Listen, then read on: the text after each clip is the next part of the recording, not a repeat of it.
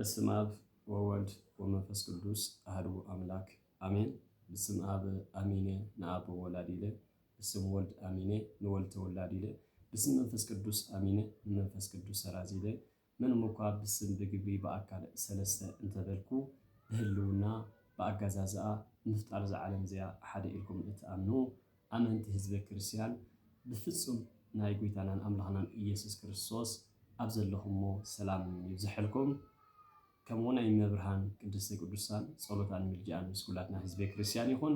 ባርከሎም ማዓንቲ ሕፅር ዝበለ ትምህርቲ ከም ፈቃድ እግዚአብሔር መንፈስ ቅዱስ ብዘምህረና ብዛዕባ ህልውና እግዚአብሔር ክነመሃሪና።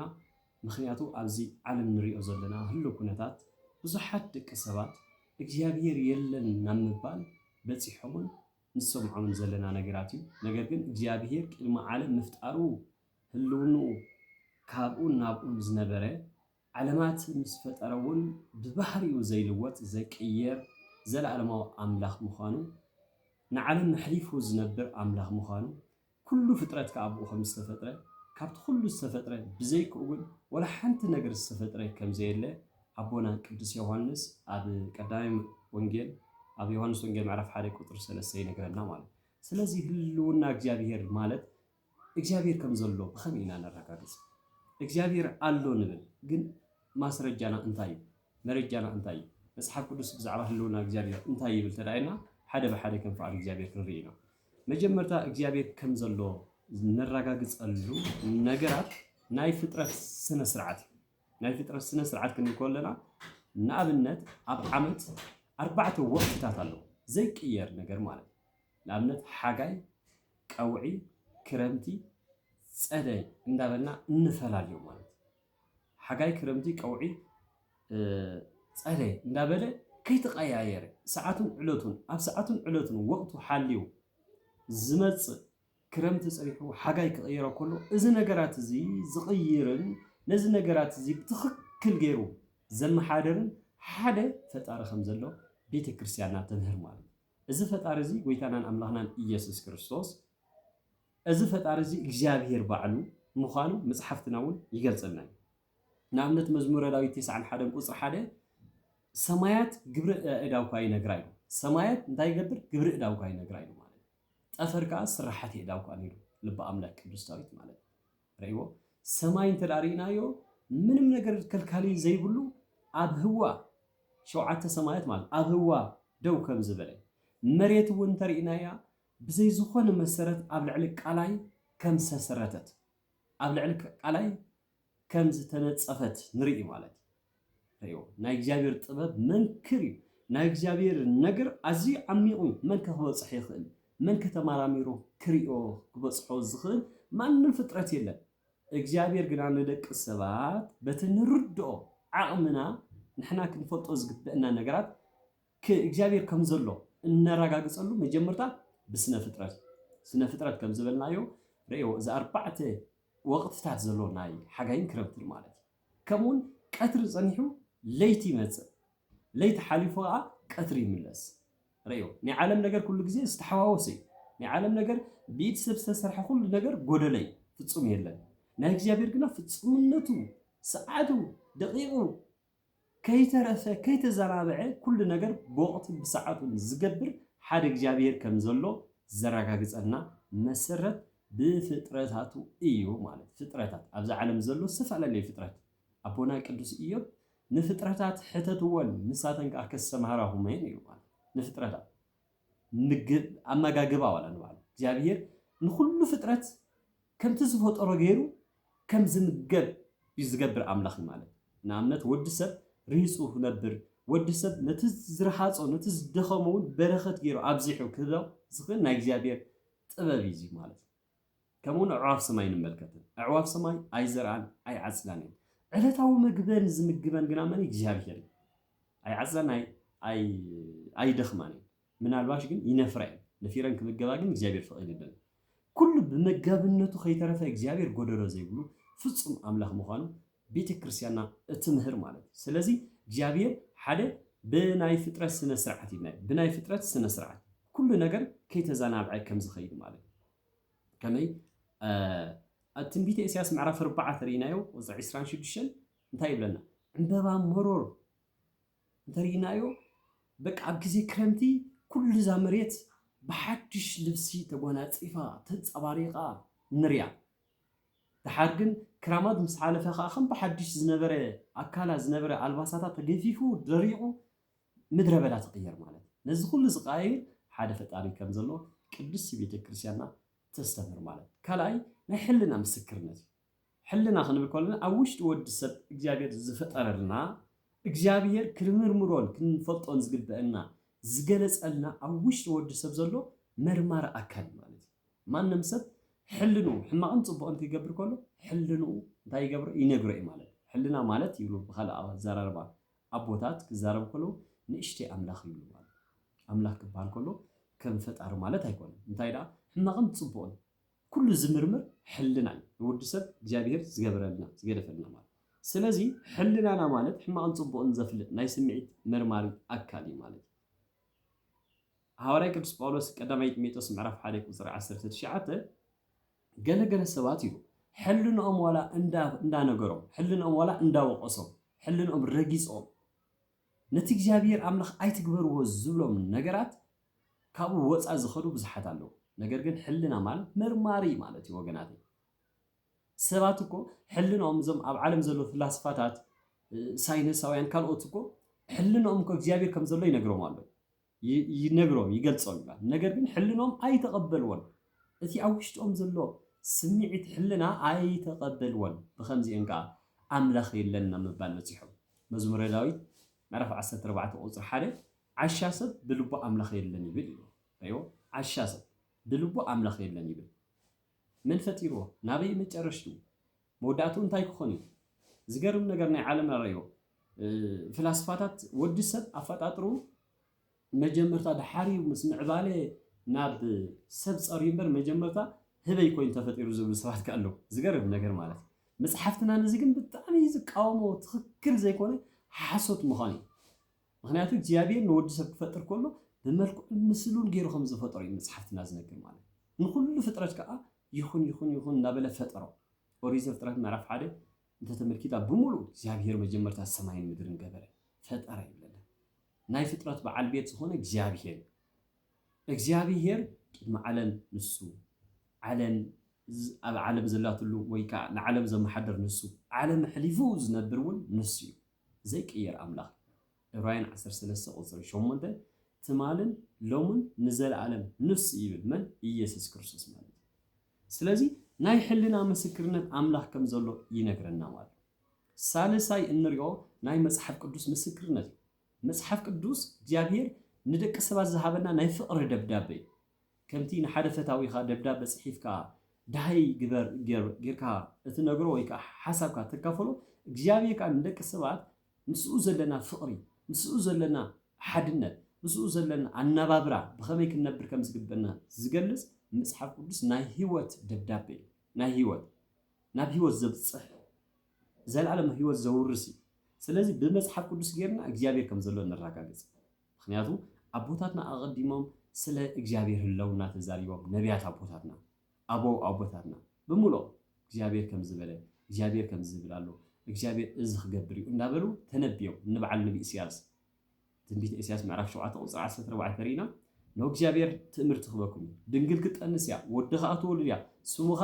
ኣማኒኤል ክሰም እያ ኢሉ ኣብ ሰዓቱን ዕለቱን ከዓ ልክዕ ሰዓቱን ዕለቱን ምስ ኣኸለ ኢሉ ሃዋርያ ቅዱስ ጳውሎስ ኣብ ያሬታ ገላትያ ምዕራፍ 4 ዘሎ ግዜን ሰዓቱን ምስ ኣኸለኻ እቲ ካብ ሰበይቲ ዝወለድ ወዱ ናብ ዓለም ለኣኸ እዩ ኣይ ናይ ግዜ ኣኸ እዩ እቲ ነቢያት ዝተነበይዎ ክርስቶስ ብስጋ ከም ዝውለድ ማለት እዩ ስለዚ ህልውና እግዚኣብሔር መፅሓፍ ቅዱስ ይረጋግፀልና ማቴዎስ ምዕራፍ 24 እውን ጎይታ ባዕሉ ዝተዛረቦ ካብ ቁፅሪ 1 እዚ ዘለናዮ ወቕቲ ክገልፅ ከሎ ኣይትሰንብሉ ኣብ መወዳእታ ዓለም ከምዚ ክኾን ሰባት ኣሕሊፎም ክወሃሃቡ እዮም መንግስቲ ኣብ ርእሲ መንግስቲ ክለዓል ዓለም ንሓድሕዶም ብኩናትን ብካልእ ወረ ውግእን ክትናወፅ እያ ግና ኣይትሰብሩ ግድን ክኸውን እዩ እንዳበለ ንሃዋርያት ኣብ ደብረ ዘይቲ ዘስተምሃሮም እዚ ቃል እዚ ኣብ ዘበና ዝፍፀም ዘሎ እዩ ወገናት እዚ ቃል እዚ ወይ ከዓ እዚ ትንቢት እዚ ኣብ ዘበና በዓል ጎይታ ዝተዛረቦ ናይ ሓቂ ምስክር ስለ ዝኾነ ይፍጸማሉ ማለት እዩ። ስለዚ እግዚአብሔር ከም ዘሎ ብመጽሓፍ ቅዱስ ንሪኦ ዘለና ሓቂ መጽሓፍ ቅዱስ ማለት ህልውና እግዚአብሔር ዘረጋግፀልና እዩ። ሓደ ወዲ ሰብ መጽሓፍ ቅዱስ እንተዘይንቢቡ ህልውና እግዚአብሔር ክፈልጥ ኣይክእልን። ብሳይንስ ክፈልጦ ይክእል እዩ። ብፍልስፍና ናይዚ ዓለም ክበፅሖ ኣይክእልን። መጽሓፍ ቅዱስ ግና ትክክለኛ ህልውና እግዚአብሔር ዘረጋግፀልና ሓደን ሓንትን ቆልዑን መንገዲ ማለት እዩ። መጽሓፍ ቅዱስ ናብ እግዚአብሔር የብፅሕ። መጽሓፍ ቅዱስ መንገዲ ህይወት የትሕዝ። መጽሓፍ ቅዱስ ምስ እግዚአብሔር ዘለካ ህልው ኩነታት የረጋግፅ። መጽሓፍ ቅዱስ መስትያት ናይ ነፍስና እዩ። እንታይ ክንገብር ከም ዘለና እንታይ በየን ክንከይድ ከም ዘለና እንታይ ክንሰርሕ ከም ዘለና ዝነግረና መጽሓፍ ቅዱስ እዩ ማለት እዩ። ስለዚ ብመጽሓፍ ቅዱስ ጌርና ንእግዚአብሔር ኣምላኽ ንፈልጦ ማለት እዩ። ከም ተወሳኺ እንተሪኢና ከም ተወሳኺ እዞም ነገራት እዚኦም ጥራሕ ዘይኮነስ ብሓፈሻ ንእግዚአብሔር ዝፈልጥ ወይ ከዓ ንክርስቶስ ክንፈልጦ ዝግበአና ነገራት ብዙሕ ነገራት ኣሎ። ሓቀኛ ተኣምራት እውን ኣሎ። እውነተኛ ዝኾነ ተኣምር ሓቀኛ ዝኾነ ተኣምር ንኣብነት ነቢያት ኣብ ሰዓቶም ኣብ ዕለቶም ብዙሕ ትእምርትን ተኣምራትን ይገብሩ ነይሮም ብሓይሊ እግዚአብሔር ምስኦም ስለ ዘሎ እግዚአብሔር ኣብኦም ሓዲሩ ዝገብሮ ተኣምር ማለት እዩ። ንኣብነት ተርኢና ነቢ ኤልሳዕ ኣብ ካልኣይ ነገሥት ንምልከቶ ብረይስኡ ሬሳ ክትስእ ከሎ እዩ። ብረይስኡ ሬሳ ክትስእ ከሎ ሪኦ እዚ እግዚአብሔር ስለ ዘሎ ምስ እዩ። እግዚአብሔር ምስኡ ስለ ዘሎ በቲ ሓቀኛ ዝኾነ ተኣምር እንታይ ይገብር ኣሎ? ፍጹም ዝኾነ ሓይሊ ብእግዚአብሔር ረኺቡ ሞት የተስእ ኣሎ ማለት እዩ። ስለዚ እግዚአብሔር ከም ዘሎ እንረጋግፀሉ ሓቀኛ ተኣምር ኣብ ዘበና ሓቀኛ ተኣምር ኣሎ እንተዳ ኢልና ኣሎ ብትኽክል ማለት እዩ። ምናልባሽ ግን መንፈስ ዘበለስ መርምር እምበር ንኹሉ ኣይትቀበል ስለ ዝብል ተኣምር ንገብር ኢና ዝብሉ ኩላቶም ሰባት ክንኣምኖም ኣይኮነን። ተኣምር ካብቲ ዕለተ ዓርቢ ክርስቶስ ተሰቒሉ ስጉእ ቆሪሱ ደሙ ኣፍሲሱ ካብ ሙታን ብሓይሊ ስልጣኑ ተሲኡ ንዓና ከዓ ናይ ትንሳኤ በኽሪ ኮይኑ ዝተገልጸሉ ካብ ዝበልፅ ተኣምር የለን። ተኣምር ማለት ካብ ዝዓቢ ተኣምር የለን። ካብ ናይ ቃና ዘገሊላ ዝዓቢ ተኣምር የለን። ካብቲ ክርስቶስ ዝገበረልና ተኣምር ዝዓቢ ነገር የለን። እመቤታችን ንጎይታ ካብ ምውላድ ዝዓቢ ተኣምር ፍጽም የለን ማለት እዩ። ኣብ እስራኤል እውን ክሳብ ሕጂ ዝፍጸም ዘሎ ሓቀኛ ተኣምር ተዳሪና ኣብ ናይ ጎልጎታ ናይ ጎይታ መቃብር ኣብ ዓመት ብዓመት ኩሉ ግዜ ትንሳኤ ጥዋፍ ብፍላይ ኣብ እስራኤል ዘለኹም ኣሕዋትና ትከታተልዎ ትኾኑ ኢኹም። ጥዋፍ ማለት ጥዋፍ ሒዞም ይኣትዉ ናብቲ መቃብር ናብቲ ናይ ጎይታ መቃብር ማለት ብሃንደበት እቲ መብራህቲ እቲ ጥዋፍ እንታይ ይኸውን ይበርህ ማለት ግን ዘይቃፅል ዝገርም ነገር ማለት እዚ ኣብ ዩቱብ ኣትኹም ቸግብሮ ብኣካል ኣብ እስራኤል ዘለዎ ኣሕዋት ከይድኩም ነብሉ ኣይሁድ ክሳብ ሕጂ ንክርስቶስ ኣይኣምንዎን ኣይተቐበልዎን እንተዝፈልጥዎስ ነቲ ክብሪ ኣምላኽ ኣይምስቐልዎን ነቲ ልዑል ዝኾነ ፈጣሪ ኣብ መስቀል ኣይመውዓልዎን ከም ዝበለ መምህርና ቅዱስ ጳውሎስ ኣይፈለጥዎን። ነገር ግን ብዙሕ ትእምርትን ተኣምራትን ንሕና እውን ብትእምርትን ተኣምራትን ንኣምን ኣይኮናን። ዝገርም ነገር ማለት ምክንያቱ ንሕና ኣምላኽ ከም ዝኾነ ብመጽሓፍ ቅዱስ ንኣምን፣ ብሕልናና ንኣምን፣ ብስነ ፍጥረት ንኣምን፣ ብኩሉ ነገር ከምዚ ናይ ሎሚ ኣብ ዘመና ተኣምር ንገብር ኢና ኣብ ኣዳራሽ ከምዚ ንሰርሕ ኢና መዓር ከምዚ ኮይኑ እንዳበሉ ሓሰውቲ መምሃራን ዘለዉ ዘመንና ነዚኦም ክንኣምን ዘይኮነስ መጽሓፍ ቅዱስና እንታይ እዩ ዝብል ኢልና ኢና ክንቅበሉ ዝግበአና ወገናተይ። ስለዚ ሕፅር ዝበለ ብዛዕባ ህልዋት እግዚአብሔር ህልውና እግዚአብሔር ዘረጋግፁ ነገራት ኣርባዕተ ኢና ገሊፅና። ካብኣቶም ሓደ እንታይ ኢልናዮ ናይ ስነ ፍጥረት ኢልና። ስነ ፍጥረት ማለት ካብ ዝጅመር ክሳብ ሎሚ ክሳብ ዘለዓለም ክሳብ ዝዓለም እዚኣ ትሓልፍ ማለት ዘይቋርፅ ምናልባሽ ዝዓለም እዚኣ ምስ ሓለፈት እንታይ ክኾኑ እግዚአብሔር እዩ ዝፈልጦ። ሓንሳብ ብርሃን እምበር ፀልማት ዘይትርእየሉ እዩ። እዚ ናይ እግዚአብሔር ስራሕ እዩ። ኣብዚ ምድሪ ክሳብ ዘለና ግን ፍጥረታት ኩሉ ተሰሪዑ ወዲ ሰብ ከይተረፈ ተዓባቢ ይርእዎ። ህፃን ጌና ማህፀን ኣዲኡ ሰሪዑ ዕፅምቲ ጋጣጢሙ ውላድ ከም ዝውለድ ገይሩ ክሳብ እርጋኑ ዝከናኸንን ዘዕብዮን መን ፈጣሪ እዩ ማለት እዩ። ናይ ፈጣሪ ከኣልነት እዩ ማለት እዩ። ቅዱስ ዮሃንስ ኣፈወርቂ እንታይ ይብል? ናይ እግዚአብሔር ህልውና ናይ እግዚአብሔር ርቀትን ዕምቆትን መን ክምርምሮ ይኽእል እዩ ማለት እዩ። እግዚአብሔር ከም ዘሎ ንሕና ብእምነት ጥራሕ ኢና ንቕበል ወገናት። እምነት ማለት ኢሉ ሐዋርያ ቅዱስ ጳውሎስ ነቲ ርሑቕ ዘሎ ከም ቀረባ ነቲ ዘይርአ ከም ዝርአ ጌርካ ምቕባል ማለት እዩ ዕብራውያን 11:1። ስለዚ ብስነ ፍጥረት ስነ ስርዓት ፍጥረት ኢልና ካልኣይ ሕልና ምስክርነት ኢልና ሕልናና ማለት እቲ ኣብ ውሽጥና እግዚአብሔር ዝሃበና ናይ ምምርማር መንፈስ ማለት መርማር ኣካል ማለት ሳልሳይ መጽሓፍ ቅዱስ ይብና ማለት መጽሓፍ ቅዱስ ናይ ህይወት ደብዳቤ ስለ ዝኾነ መጽሓፍ ቅዱስ ናብ ህይወት ዘብጽሕ ስለ ዝኾነ ማለት ከም ራብዓይ ከዓ እንታይ ኢልና ነርና ሓቀኛ ተኣምር ሓምሻይ እውን ጎይታናን ኣምላኽናን ኢየሱስ ክርስቶስ ባዕሉ ማለት ባዕሉ ተገሊጹ ንእግዚአብሔር ማንም ዝረኣየ የለን እዩ ቅዱስ ዮሐንስ ኣቦና ተኾነ ግን እቲ ኣብ ሕቕፎ ወዱ ኣብ ሕቕፎ ቡኡ ዘሎ ወልድ ገለጸ ይብል ረይዎ እግዚአብሔር ቅድሙ ብዝተፈላለየ ገይሩ እግዚአብሔር ንፍጥረታቱ ወይ ከዓ ንቅዱሳን ይግለጸሎም ነይሩ ንኣብነት ንሙሴ ገጽካ ክሪኤካ ይደሊ እየ ምስ በሎ ወሪት ዘጸአት ምዕራፍ 32 ሙሴ ንዓይ ብኣካል ርኢኒ ብግርማ መለኮተይ ርኢኒ ማንም ፍጡር ክነብር ኣይክእልን እዩ ኣነ ኣብ ዘይቅረብ ብርሃን እየ ዝነብር ኢልዎ ኣብ ዘይቅረብ ብርሃን እግዚአብሔር ዝባላዕ ሓዊ ስለ ዝኾነ እግዚአብሔር ኣብ ዘይቅረብ ብርሃን ዝነብር ኣምላኽ ስለ ዝኾነ መላእኽቲ ኳላ ቅዱሳን መላእኽቲ ትንቢት ኢሳይያስ ምዕራፍ 6 ካብ ፍቕዲ 1 ዘሎ 24 ሰዓት ቅዱስ ቅዱስ ቅዱስ እናበለ ከመስግኑ ከለዉ 6 ክንፊ ኣለዎ እቲ ክልተ ንኣጋሮም ዝሽፍን እቲ ክልተ ንገጾም ዝሽፍን እቲ ክልተ ኸ ዘመስግኑ ንምንታይ እዚ እግዚአብሔር ንዓኻ ሪኢናካ ብሂወት ክንነብር ኣይንኽእልን ንሕና ናትካ ፍጥረት ኢና ንስኻ ናትና ፈጣሪ ኢኻ እንዳበሉ ዘመስግኑሉ ማለት ዘመስግኑ ናልባሽ እቲ ክንፊ ንምንታይ ናይ እግዚአብሔር ጥበብ ናይ እግዚአብሔር ቸርነት ኢዳ ዝኽልክሎም ዘሎ ካብቲ ነበልባል እምበር እቲ ክንፊ እውን ከልኪልዎም ማለት ኣይኮነን እግዚአብሔር ግና ማንም ፍጡር ክሪኦ ኣብ ዘይክእል ኣብ ዘይቅረብ ብርሃን እዩ ዝነብር ኣብ ዘይቅረብ ብርሃን እዩ ዝነብር እግዚአብሔር ማለት ነገር ግን ከምቲ ዝበልናዮ ንቅዱሳን ንሙሴ ኣብ ብድሕረይ ክትሪኤኒ ኢኻ ኢልዎ ነይሩ ሙሴ ንእግዚአብሔር መኣስ ይርኢዎ ሙሴ መኣስ ብድሕረይ ክትሪኤኒ ዝብልዎ ሙሴ ርኢዎ ዶ ኣይረኣዮን ንዝብል ርኢዎ ሙሴ ኣበይ ርኢዎ ማቴዎስ ወንጌል ምዕራፍ 17 ካብ ፍቕዲ 1 ዘሎ ኣብ ደብረ ዘይቲ ጎይታናን ኣምላኽናን ኢየሱስ ክርስቶስ ንሃዋርያት ሒዝዎም ናብ ደብረ ዘይቲ ትርኢቱ ምስ ተለወጠ እዩ ሒዝዎም ምስ ደየበ ሙሴ ካብ ብሔረ ምዉታን መፅዩ ኤልያስ ካብ ብሔረ ህያዋን ኤልያስ ገና ብስጋ ይሞተን ዘሎ ካብ ብሔረ ህያዋን ክልቲኦም መፅኦም ንስኻስ ኣምላኽ ሙሴ እምበር ከመይ ኢሎም ሙሴ ይብልኻ እዩ ንስኻስ ኣምላኽ ሙሴ እምበር ከመይ ኢሎም ሙሴ ይብልኻ ኢሉ ሙሴ ምስክርነት እዩ ማእስ እዩ ግና ቀዲሙ ክሪኦ ይደሊ ነይሩ ሙሴ ገና ክንደይ ሸሓት ዓመታት ክሪኤካ ይደሊ ኣለኹ ምስ በሎ ክትሪኤኒ ትኽእልኒ ኢኻ ብግርማ መለኮት ኢልዎ ድሓር ግን ስጋ ለቢሰ ፍጹም ሰብ ፍጹም ኣምላኽ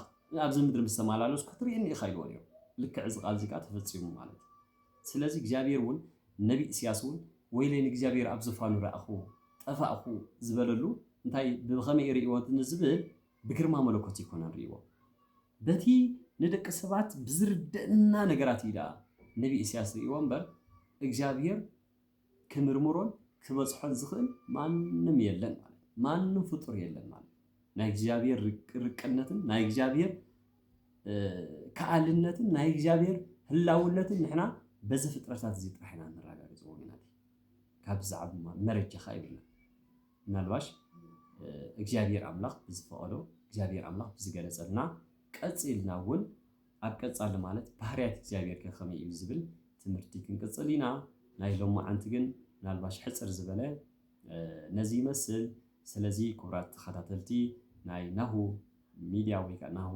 ሰናይ ቲክቶክ ተኸታተልቲ ናሁ ሰናይ ኣብ ዩቱብ እውን ኣቲኹም ሰብስክራይብ ፈለው ሸር ክትገብሩ ሕቶታት ተዳሃሊኩምን መልክዕ ኮመንት ኣብኡ ክትፅሕፉ በዚ ኣጋጣሚ እግዚአብሔር ኣምላኽ ብዝገልፀልና እግዚአብሔር ኣምላኽ ብዝፈቐዶ ሕፅር ዝበለ ዕለታዊ መግቢ ዕለታዊ ናይ ሂወት ዝኾነ መኣዲ ክንመሃር ኢና እግዚአብሔር መንፈስ ቅዱስ ካብ መጀመርታ ክሳብ መፈፀምታ ክንመሃር ኣምላኽ ፀጉ የብዝሐልና ንዓይን ሓዊኹም ፅኒልኩም ሰማዕኹም እግዚአብሔር ኣብ ትገብርዎ ፆምን ፀሎትን ፅኒሉ ስማዕኹም ኣብ ሃይማኖትና ይፅናዕና ካብ ሃይማኖትና የናውፅና ቅዱስ እግዚአብሔር ኣምላኽና ብቅዱስ ምስ ዝባርኸና ክብሪ ምስጋና ንዒኹኖ ቃል ህይወት ይስምዐልና